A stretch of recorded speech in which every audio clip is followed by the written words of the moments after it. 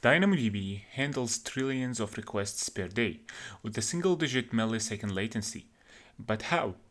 What's actually happening under the hood when you read or write an item?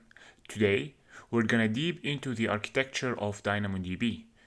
I'm Jude. I write about distributed system and cloud architecture. If that's your thing, make sure to subscribe. In this video, we will cover 3 parts, which cover almost everything about DynamoDB and its fundamental. DynamoDB stores data in tables. Each table contains items. Think of them as rows. Every item has attributes, and every item must have a partition key and an optional sort key. Writing is straightforward. You send the item, DynamoDB stores it, you get confirmation back. But where exactly that item ends up, that's where the architecture gets interesting. Reads work the same way, specifying the partition key and the sort key and you get a single item. Or you can use the query operation to fetch multiple items together. This works by using a PK, where you fetch all items with a similar PK. Single-digit milliseconds latency. Consistent, predictable performance, regardless of the table size. DynamoDB table isn't one big blob of storage. It's split into partitions. Each partition owns a range of the hash space. When you write an item, DynamoDB hashes your partition key to determine which partition it belongs to. Here's how it works. Take a partition key like user1. DynamoDB runs it through an internal hash function, think MD5 style, that produces a hash value. That hash value mapped to a position on the hash ring, and whichever partition owns that segment of the ring, that's where your item goes. This is what gives you even distribution. Different partition keys produce different hash values, which land on different segments of the ring. Your data spreads naturally across partitions without you having to manage sharding manually. Now, let's look inside a single partition. Once your item reaches its partition, the sort key determines where it sits. Items are sorted in a B tree. It is sorted lexicographically by that sort key. This means new items are inserted in sorted position, not appended, and this sorted structure is what makes branch queries so efficient. When you query with a between condition on the sort key, DynamoDB does a binary search. It doesn't need to do a full scan. So, to recap, the partition key routes your data. It determines which partition, the sort key, position your data. It determines where within that partition. You need to master both. In mastering both, you have mastered all the DynamoDB access patterns. Every partition in DynamoDB isn't just stored once, it's replicated. Each partition has what's called a replication group. A replication group consists of 3 replicas, and each replica lives in a different availability zone. These replicas synchronize with each other continuously. When a write hits one replica, it gets propagated to the others.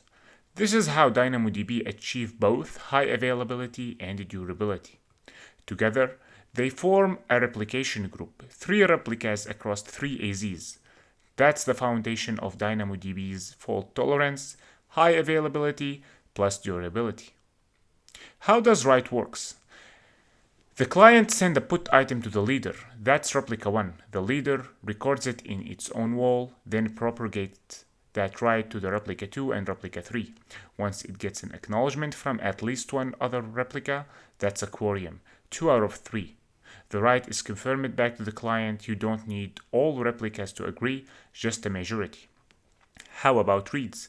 For eventual consistency reads, the requests go to any replica. This is faster. You have 3 possible sources instead of 1, but you may need slightly stale data. For strong consistent reads, the request must go to the leader. Only the leader is guaranteed to have the latest write. Eventual consistency equals faster. Strong consistency equals latest data. Not all replicas are created equal. Inside the replication group, you have 2 types, storage replica and log replicas. A storage replica has 2 layers. First, the write-ahead log, the WAL. Every write gets recorded here first. Below that, The B tree, your actual key value data, sorted and indexed. Storage replica can serve both reads and write.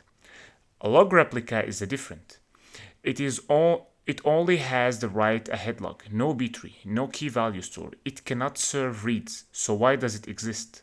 The answer is simple. It's because of speed.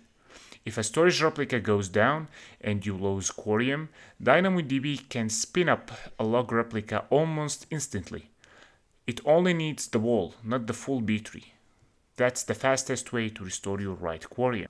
Inside every replication group, one replica is selected as the leader.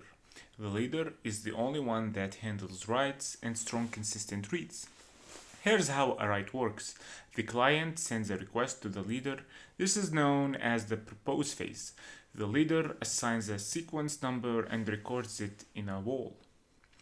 Next, the accept phase. The leader fans out the WAL record to the other replicas. Each replica writes it and sends an ACK. Once one replica acknowledged, we enter the commit phase. The leader confirms the write back to the client. This is a multi-Paxos. You only need a majority, and since the leader is already established, you skip the prepare phase. That's what makes it fast. What if a leader fails? Okay, each follower runs a heartbeat timer. When it expires, the follower suspects failure, but it doesn't trigger an election right away. It checks with the other replica first. If both agree the leader is gone, they start a new Paxos round to elect a new leader. The new leader catches up on uncommitted entries and writes assume. Fully automatic, no human intervention. DynamoDB uses lease-based leader election. The leader holds a time-limited lease. If it cannot renew it because it's down or partitioned, followers elect a new one.